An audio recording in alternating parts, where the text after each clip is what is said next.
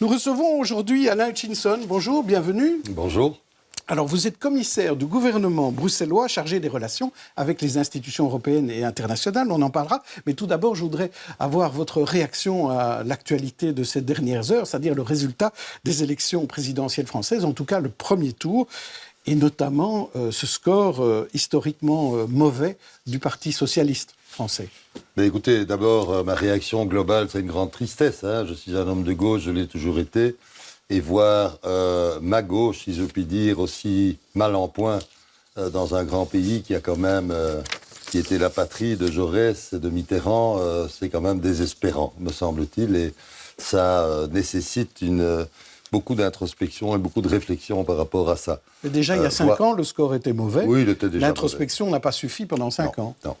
Et non, parce que je crois qu'on est parfois dans nos partis coincés dans des appareils et dans des choses qui n'ont rien à voir avec, qui s'éloignent trop et de plus en plus des réalités des citoyens. Je pense que c'est ça qu'il faut essayer de recréer, c'est ce lien, retisser ce lien avec les citoyens qui a beaucoup manqué, qui a manqué au PS français, qui est devenu une espèce d'aristocratie politique, comme ça, comme beaucoup d'ailleurs de partis en France, beaucoup plus que chez nous. Ça risque d'arriver chez nous ?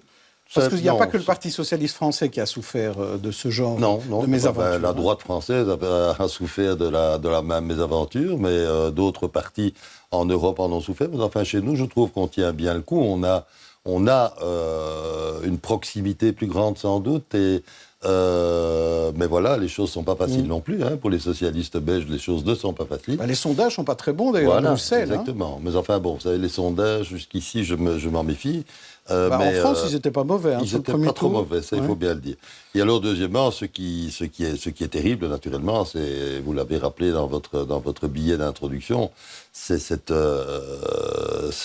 ouverture à l'extrême droite, à Marine Le Pen, qui a réuni, malheureusement, les suffrages de beaucoup de petites gens, de beaucoup de travailleurs, de beaucoup de ceux qui ont été, historiquement et très longtemps, des électeurs de la gauche en France et qui, aujourd'hui, ne retrouvent plus de répondants à ce niveau-là et se sont réfugiés, si je puis dire, dans cette espèce de discours populiste, de discours qui s'adresse à des gens, aux gens sans doute les moins ouverts, les moins informés, et qui fait des ravages. Alors, vous êtes un socialiste historique, vous n'êtes pas un perdreau de l'année, vous en avez vu beaucoup. Est-ce qu'il y a un avenir pour un parti comme le Parti socialiste ? Est-ce qu'on n'est pas un peu condamné à voir les extrêmes avoir beaucoup de succès ? Je pense par exemple au PTB à Bruxelles. Écoutez, je ne crois pas qu'on y soit condamné. Je crois simplement qu'il faut être attentif à la manière dont les choses se passent. Je pense que nous devons, comme je vous le disais, nous devons sans cesse réfléchir à la relation que nous entretenons, pas entre les élus, les mandataires, etc. C'est un peu ça le problème, mais la relation qui doit exister entre ces mandataires et la population. Et je pense qu'on doit être beaucoup plus attentif, beaucoup plus ouvert à cet égard, et qu'on a probablement, à certains moments, été inattentif. Et donc là, je pense qu'il y a vraiment des choses à faire.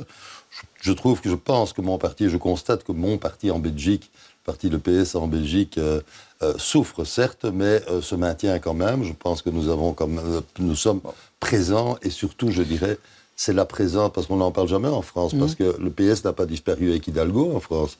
Le PS français est toujours à la tête des plus grandes régions de France et d'une partie significative des municipalités. Oui, mais en France, les présidentielles, c'est vraiment la chose la plus importante. Mais chez nous, nous sommes présents sur le terrain, nous sommes présents dans les municipalités, dans beaucoup de municipalités. Alors, vous, plus particulièrement, vous êtes présent sur le domaine de l'Europe. Et la semaine dernière, Fabrice Grosfilet, qui était ici à ma place, recevait Stéphane de Rink. C'est un peu votre homologue, puisque lui, il est côté Commission européenne, il la représente auprès de la Belgique et de Bruxelles, et vous représentez Bruxelles auprès des institutions internationales.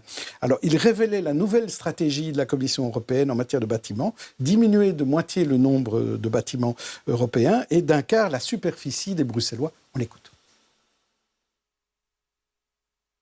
Ça veut se dire qu'on va concentrer ces bâtiments autour du Schuman à Lois, donc le quartier européen, et puis le quartier nord aussi pour certaines agences. Et ça veut aussi dire qu'on va réduire la surface que nous occupons dans le bureau bruxellois, disons. Ouais. Donc c'est la moitié des bâtiments en moins, et en termes de surface, ce sera un quart en moins, à peu près. Un quart en moins, c'est bien ça. Ça va avoir des impacts sur le marché immobilier, vous en êtes conscient? Oui, ce sont des bâtiments un peu plus grands, avec une autre façon de travailler aussi à l'intérieur. Ouais. Et voilà, mais nous devons tirer la leçon de cette pandémie que nous avons vécue. Et puis déjà avant la pandémie, nous étions en train de réfléchir sur une façon plus moderne de travailler. Alors Alain Hutchinson, comment vous répondez à cette nouvelle stratégie de la Commission européenne de se désengager de la moitié de ces bâtiments? Oui, elle se désengage de la moitié de ces bâtiments, mais seulement, vous avez entendu, 25% oui. des surfaces, c'est-à-dire qu'il y aura moins de bâtiments, mais il y en aura des plus grands que ceux qu'on a connus. Il y a une concentration vers le quartier européen, ce qui va permettre... Je dois vous dire que globalement, la nouvelle stratégie immobilière de la Commission, qui est quand même un immense propriétaire à Bruxelles, hein, la nouvelle stratégie est assez en phase avec la politique régionale bruxelloise en matière d'aménagement du territoire. Un exemple, par exemple, la Commission va quitter les 5 bâtiments qu'ils ont à Oudergem, à Beaulieu. Ils vont les quitter. Ça tombe bien parce que le PAD Herman de Broe, qui va donc guider le plan d'aménagement, directeur, qui va décider de ce qu'est, prévoit une priorité absolue au logement dans ce quartier-là. Donc, y retirer les bureaux pour permettre à du logement de se développer, ça correspond exactement à nos politiques. Concentrer leurs bâtiments dans le quartier européen, c'était de toute façon à l'ordre du jour, puisque je vous rappelle qu'il y a quelque temps, la commission, pas ce commissaire-ci, les commissaires précédents avaient lancé un méga projet d'îlot 130, avec des grandes tours, etc. Tout ça a été abandonné, mais les surfaces qui devaient servir à ça vont être utilisées partiellement pour ça. Alors, il nous dit qu'au niveau des fonctionnaires, ça ne va rien changer. Il y en aura toujours 20 000 à Bruxelles. Mais par contre, ils vont télétravailler davantage. Oui. Donc, il y a quand même un risque pour tous les indépendants, le secteur Horeca, qui vit du secteur. Le quartier européen a beaucoup souffert... je pense, comme tous les quartiers qui concentrent du tertiaire. La caractéristique du quartier européen, en plus, c'est que c'est un quartier, malheureusement, et on y travaille d'ailleurs, monofonctionnel. Et que donc, il n'y a à peu près que du bureau.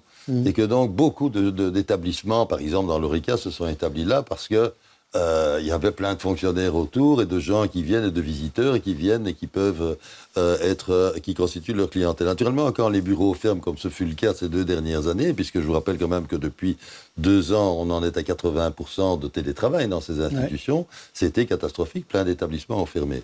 Le télétravail, nous le savons maintenant, ce télétravail va être pérennisé, pas à 80%, mais à 40%. En moyenne, 40% de télétravail et 60% de travail sur place.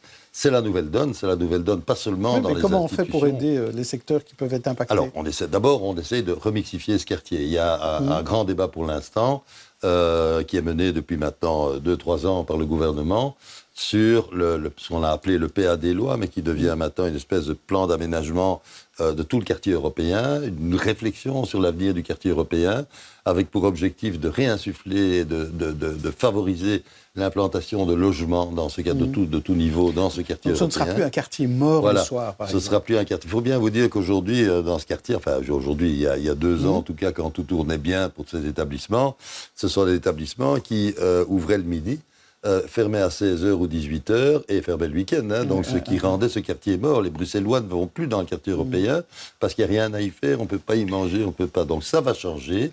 Et ce changement qui est prévu par la région, qui est envisagé par la région auquel nous travaillons avec les institutions européennes, c'est important de le dire, en collaboration avec elles, ce changement va modifier complètement la donne. Les relations sont bonnes avec la Commission européenne, avec l'OTAN. Est-ce que on peut dire que les relations... Est-ce qu'ils vont rester à Bruxelles ou est-ce qu'il y a un risque? D'abord, je pense que les relations sont excellentes, et en toute modestie, mais depuis que nous avons créé, la région a créé le commissariat et m'a désigné là, que depuis que nous avons ce commissariat, nous avons un outil qui a permis depuis 8 ans maintenant, pratiquement, de gérer efficacement, je pense, les relations entre les institutions internationales, européennes et autres, et le gouvernement, les autorités publiques. Donc c'était nécessaire, C'était tout à fait nécessaire, parce qu'avant ça, c'est pas juste parce que c'est vous qui l'occupez. Non, on ne s'occupait pas d'eux.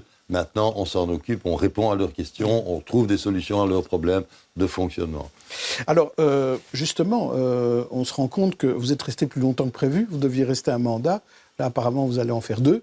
Hein Oui, oui.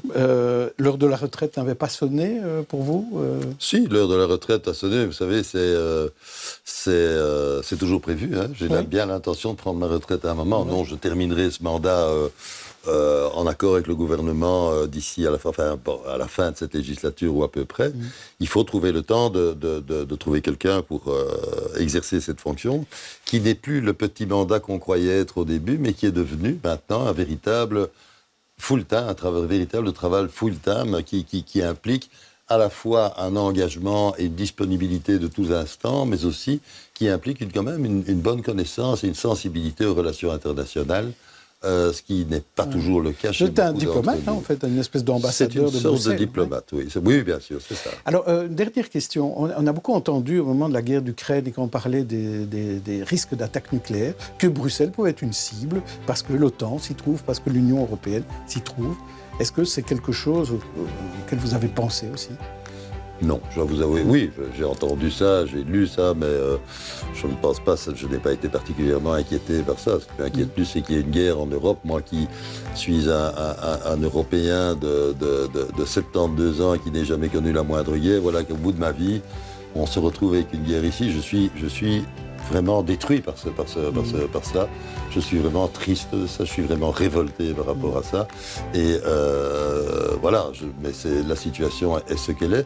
Je n'ai jamais cru qu'il y allait avoir des bombardements sur Bruxelles, des trucs comme ça. Je crois qu'il ne faut pas dramatiser outre mesure. C'est déjà suffisamment grave et suffisamment dramatique comme ça. Et le fait que nous ayons ici le siège d'institutions internationales importantes, bon, ben, ça peut avoir l'un ou l'autre inconvénient, peut-être, je n'en sais rien. Stratégiquement, je ne sais pas si stratégiquement c'était intéressant de bombarder le siège de l'OTAN dans la campagne bruxelloise. Mais si on regarde le risque-bénéfice, il vaut mieux avoir tous ces sièges. Je pense qu'il vaut mieux avoir. Je rappelle quand même que l'international à Bruxelles, c'est 23% de l'emploi chez nous, de l'emploi bruxellois. Hein. Merci Alain Hutchinson.